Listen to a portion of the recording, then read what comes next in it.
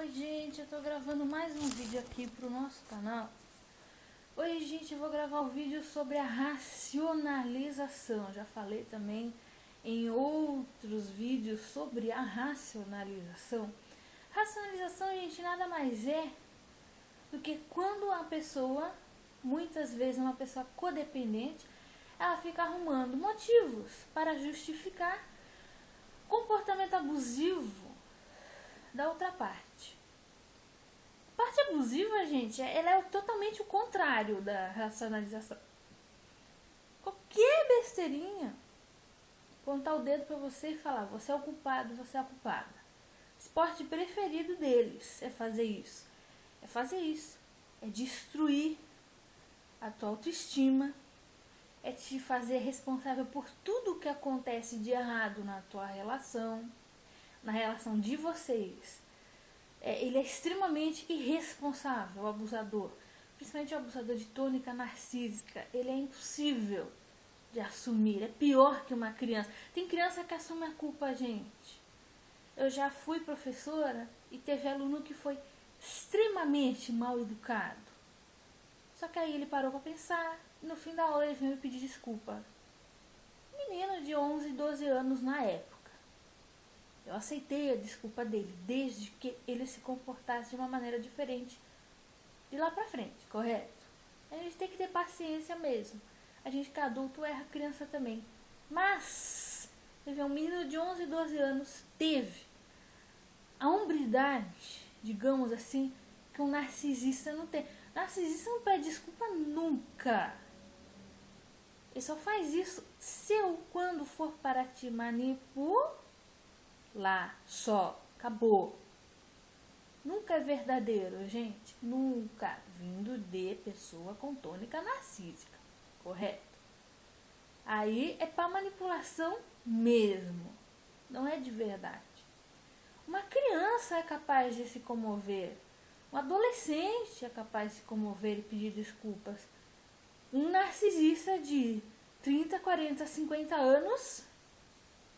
Não, eles não têm essa capacidade na alma podre deles. Mas vamos voltar aqui para a racionalização, gente, é que é o contrário.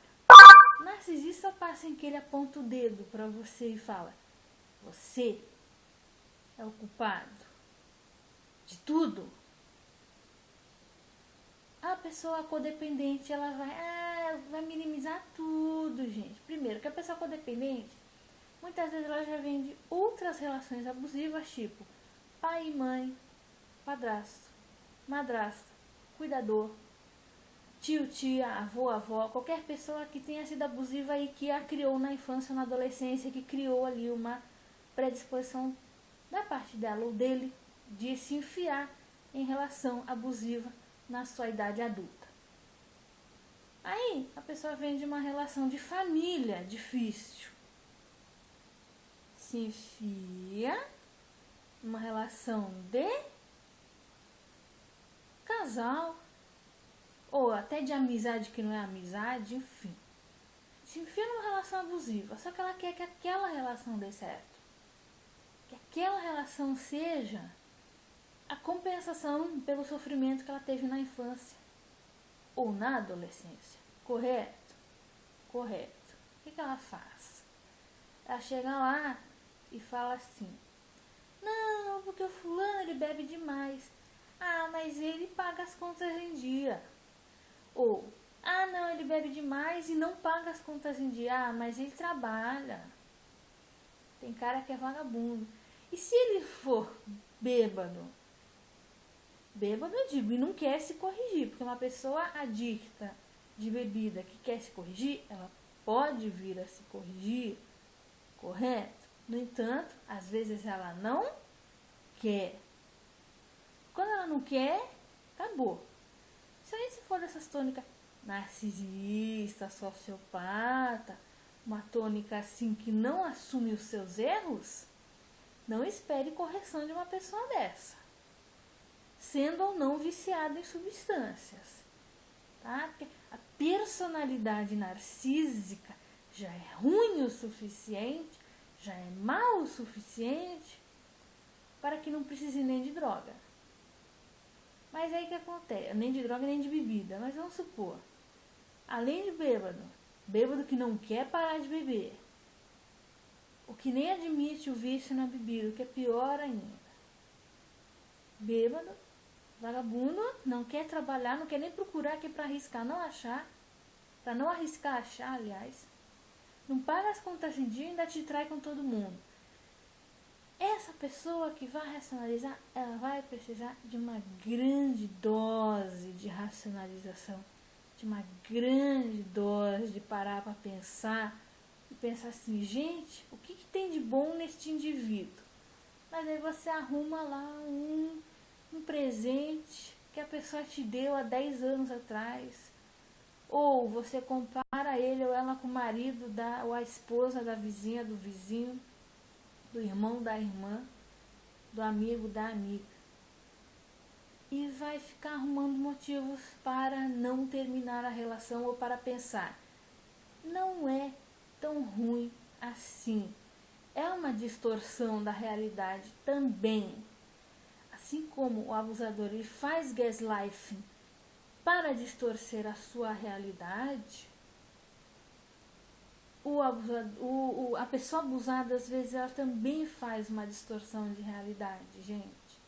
Só que essa distorção de realidade é nociva para si. Você está racionalizando o seu abuso. Que é outro exemplo de racionalização que é autoprejudicial. Vamos supor assim, no meu caso, com o sujeitinho do eu odeio amor. Eu dou nicks para eles, né? Para não dizer o nome deles e a identidade deles, eu não digo nome, idade, cidade, profissão, não digo nada disso. Nem aparência física. Às vezes eu dou um ou outro indicativo da aparência, mas é muito pouco. Eu não digo quase nada, a não ser as circunstâncias onde a relação ocorreu. O sujeitinho do eu odeio amor, que foi o apelidinho que eu arrumei para ele, o sujeitinho do eu odeio amor, teve uma vez que ele tentou induzir o sexo. E eu interpretei aquilo como uma espécie de uma tentativa de estupro, porque eu já tinha deixado muito claro que eu não queria. Eu já tinha deixado bastante claro para ele que eu não estava afim. Só que ele tentou armar uma situação, não através da força física, mas através de certas atitudes ali, em que houvesse sexo e eu não tivesse cara de negar. Gente, você imagina que sexo ruim? Você pega a pessoa, você sabe que a pessoa não quer, mas você tenta induzi-la de tudo que é jeito para ter. Você imagina se a pessoa, sob pressão, sob uma situação ali criada, ela vai e cede sem querer? Olha, que coisa ruim. Como é que o cara acha legal fazer sexo numa situação dessa? Mas e agora, né?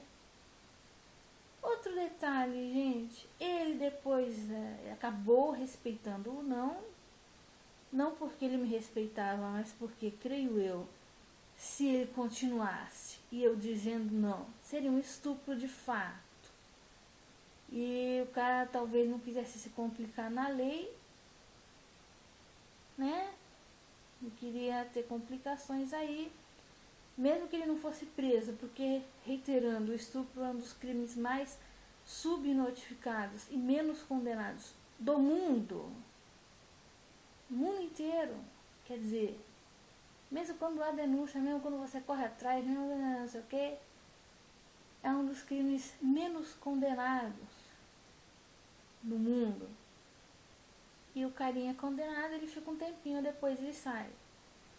Quer dizer, não é levado super, hiper, ultra, mega a sério.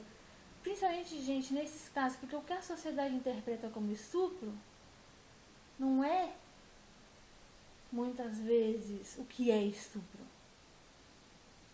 Se o sujeito te passar a mão e for um atentado ao pudor, já é um estupro, embora não haja penetração, embora não haja o ato violento, às vezes de pegar, segurar ou ameaçar com uma arma, ameaçar com a sua integridade física ali, de fato. Aí te passou a mão sem o teu consentimento, sem o teu aval. Ou quando um marido, ou um noivo, ou um namorado sério, ou até um cara que não é namorado sério, mas que pagou o jantar naquela noite, leva a mulher para um quarto de hotel, ou para um quarto de motel, sei lá, ou para casa dele, ou para casa dela, ou por sei lá, e será que qualquer cantinho que ele arrume para fazer esse negócio? E vai forçando, até que chega uma hora que a mulher vai lá e dá. Mas ela não queria fazer, mas ela acaba fazendo, porque ele foi fazendo e pronto. Ou até ela diz vários não, só que ele não respeita e dane-se. Você chega num delegado, tem delegado que vai chegar e vai falar que isso não é estupro. Não, porque, pô, ele é seu marido. Pô, mas ele pagou o jantar. Mas, pô, você pensou que você ia entrar no quartinho com ele pra fazer o quê? Pra tomar um chazinho?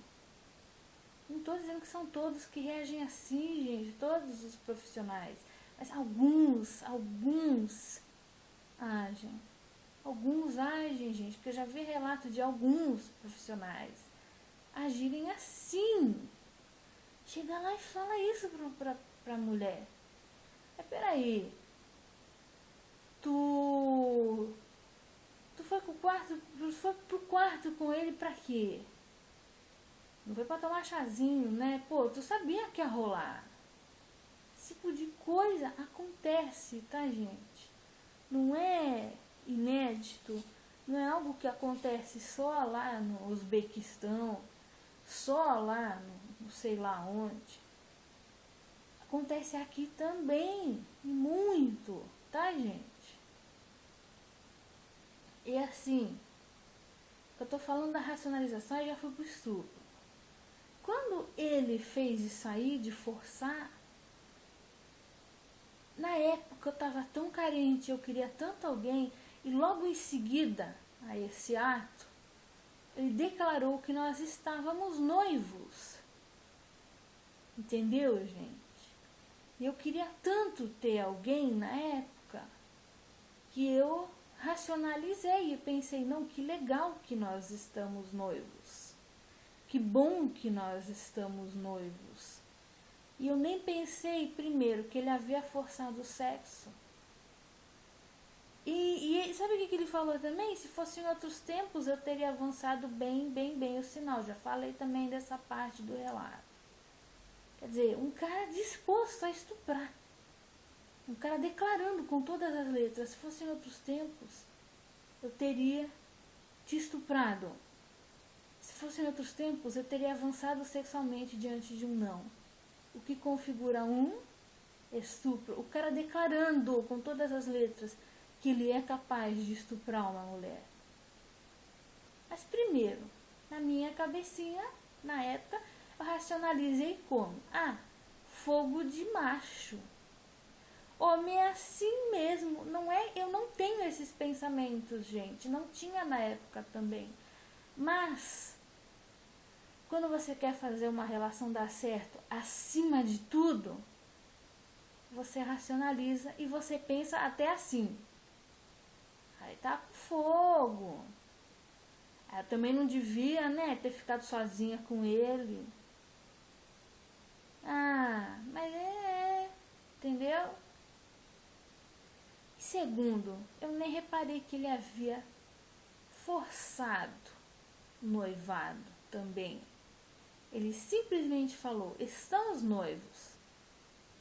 Ponto. Colocou no Facebook que estávamos noivos. Quando eu abri, eu vi que estava ali. Na época, como eu queria muito ter alguém, eu fiquei feliz e aceitei. Mas eu não pensei, primeiro, uma semana antes, ele havia querido terminar a relação. Uma semana antes. Que indivíduo minimamente maduro, mentalmente falando, não estou falando de idade aqui, falando de mental, maturidade mental. Porque termina numa semana e na outra impõe um noivado a você. Eu não pensei em nada disso. Segundo, que indivíduo que fica forçando o sexo? O cara te força sexo? Não, olha só. O cara quer terminar a relação com você já com a passagem comprada para conhecer a família dele, depois de inúmeras juras de amor e depois de inúmeras irresponsabilidades lá. Promessas grandiosas que eles sempre fazem. Segundo, depois de uma semana de querer terminar, ele declara que vocês estão noivos. Eu fico imaginando o que aconteceria se eu dissesse não. Ele ia ficar putíssimo. Mas enfim. Terceiro, impõe este noivado, simplesmente colocando como status do Facebook: estamos noivos. Ponto. E quarto, o indivíduo depois chega e fala: mas aí não dava mais para racionalizar, gente. Aí acaba. Quando o cara escancara tudo dessa forma, não tem mais como racionalizar. O cara depois chega e fala, pouquíssimo tempo depois: eu tenho um filho e um caso com outra. Ué, mas você me chama para noivar? Mas você se fez de certinho, se fez de direitinho. Primeiro que certinho não estupra. Segundo que certinho não fala de pau, buceta e peito o tempo inteiro que nem ele fazia. Tudo você racionaliza quando você quer que a tua relação dê certo, você racionaliza. Você fica, ai, que não sei o que. E quando, tempos depois, vieram me dizer, os Flying Monkeys, né? Vieram me dizer que era mentira que ele tinha um filho, um caso com outro, ainda pensei, não, então a culpa foi minha. Porque se ele não tem filho e caso com outra, a relação estava boa e ele deve ter terminado por algo de errado que eu fiz. Olha como a gente distorce a nossa própria realidade, racionalizando. Gente, hoje eu penso da seguinte forma: com ou sem filho, ele foi um grandíssimo de um canalha mentiroso. Só pela mentira, por todas as mentiras, que foram várias, e por todo o desprezo, indiretas e ghosting também, triangulação, tentar me diminuir, tentar fazer love bombing para eu ficar viciada na relação e depois simplesmente chegar e começar a ofender, dizer que eu devia, é como se fosse assim, continue esperando, como se eu nunca fosse ter ninguém na minha vida pra mim. Grosso, estúpido.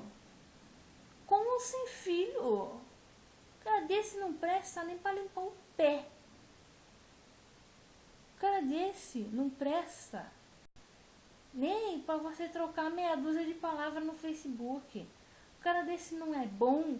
Você tá aqui e ele tá lá na lua e não tá longe o suficiente. Um cara desse. Um cara desse, como eu fiquei sabendo recentemente aí. Pô, Sarah, mas tu é stalker. Não é stalker, é pra ver até que ponto que vai a loucura da pessoa. E às vezes eu faço esses estudos de caso. E hoje eu posso fazer bem porque eu tô bem fria. Eu não sinto mais nada além de repulsa e nojo por esta pessoa. Não é que nem uns tempos atrás que se eu fosse olhar e se tivesse com alguém, tá com alguém. Hoje se eu olhar eu vou falar, coitada, contagem regressiva pra bomba explodir na mão dela também. Hoje eu sou assim, tá, gente? Eu fiquei sabendo que o indivíduo chegou e falou que não queria ficar com mulher do Nordeste e não queria ficar com mulher negra. Quer dizer, Eu não sou do Nordeste e não sou negra. E mesmo assim, eu era heterodoxa, né? Eu era heterodoxa, vai sabendo que eu gosto de um monte de coisa. Não quer nordestina, não quer negra, não quer mulher que tem tatuagem. Eu também não tenho tatuagem, mas ele odiava a tatuagem. Já na época. Não quer mulher. Não quer mulher, ponto. Não quer nada, isso daí. Entendeu? Uma pessoa racista, extremamente homofóbico. Uma vez eu cheguei a falar de amigo gay que eu tinha. Eu falei que esse amigo gay, ele foi para um lugar assim, assim. Ele falou, foi tarde. Essa bicha louca foi tarde. Por tudo isso, ele era uma pessoa sem caráter. Ele era uma pessoa ruim. Ele era uma pessoa que não tinha que ficar. Só que por causa de love bomb, carência e uma extrema vontade de querer que aquele cacete desse certo, eu ignorei tudo isso. A gente tem que estar muito frio, a gente tem que ter muita base para chegar lá e falar, fulano, não tem condição. Você racionaliza tudo. O passivo-agressivo, então, eu racionalizava tudo. Chegou uma hora, o exemplo que eu dei aqui no começo, o cara é bêbado, não paga as contas, te trai, te trata mal, faz isso, faz aquilo outro. Nem procura emprego que é para não correr o risco de achar. Aí você pensa, gente, que horror! Tô do lado de um monstro. Mas aí até chegar nessa conclusão você já racionalizou pra cacete. Você já racionalizou 1000 vezes. Aí acontece, gente. Chega uma hora que não dá mais pra racionalizar. Tipo quando Eu Odeio Amor chegou e falou, eu tenho um filho, um caso com outra. Não tem como racionalizar um troço desse. O cara tá sendo um escroto, porque independente dele ter esse filho ou não, estava com o status de noiva dele, com uma aliança no dedo que ele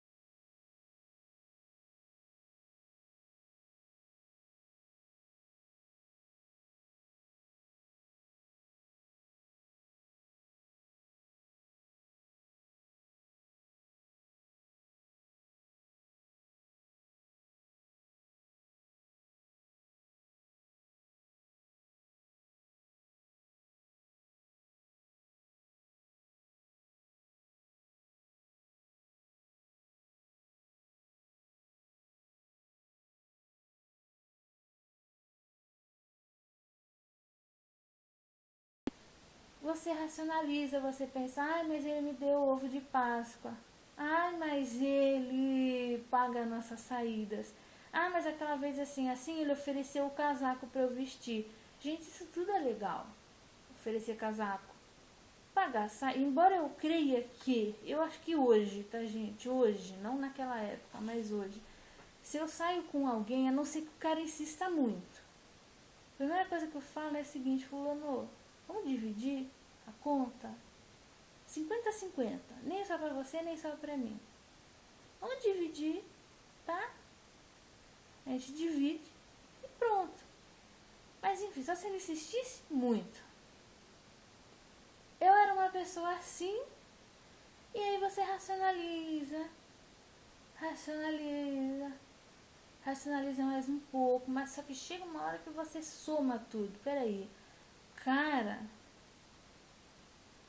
ele acha que é normal pedofilia, zoofilia. Ele acha que é normal ter outras pessoas, porque na cabeça dele nenhum homem é fiel. Ele não trabalha, ele nem procura emprego, que é pra nem achar. Ele triangula, ele te compara com meninas de 12 a 15 anos. Ele te ofende, ele mal sai contigo, embora ele banque as saídas. As saídas são tão poucas que você você nem conta mais com isso. E de repente, chega uma hora que você chega à conclusão que eu cheguei com o tempo também. O que eu estou fazendo do lado deste indivíduo? É assim, gente, que a gente age. Só que, até chegar nesse ponto, a gente já racionalizou tanto que a gente se desgastou muito. Lembra da parábola do sapo? Que teve que ficar dentro da panela e para se ajustar a temperatura da panela ele acabou morrendo porque na hora que a água ferveu ele não tinha força para pular fora. É meio assim que acontece. Você se adapta tanto através de racionalização e colocar na sua cabeça que não é tão ruim assim e que, mas ele em breve vai arrumar um emprego, sendo que muitas vezes o desemprego crônico e o parasitismo são sinais de coisas muito mais sérias por detrás do que um simples desemprego. Que há o desemprego temporário, mas neste caso, primeiro que não é temporário e segundo que não é só o desemprego, é um monte de outras coisas junto.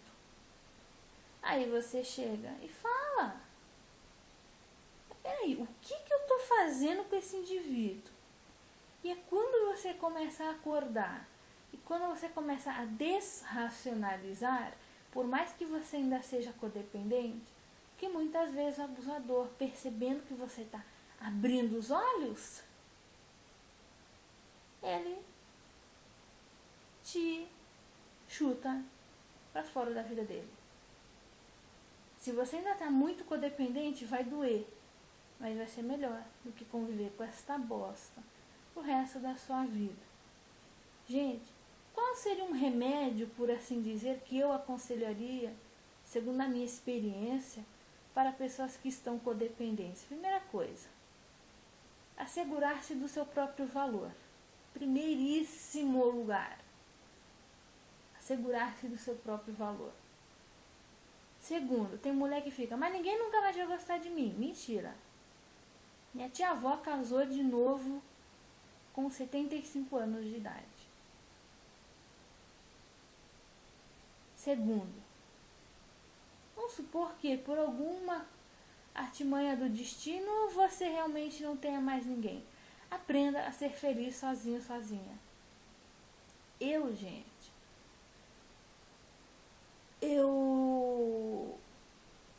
por um tempo eu parei de procurar as pessoas para eu compreender o que está acontecendo comigo. E aí eu descobri que grandes momentos da minha vida haviam sido vividos solteira. Grandes e bons momentos da minha vida haviam sido vividos solteira. Então, você tem que pensar, peraí, fulano lá era ruim. Por quê?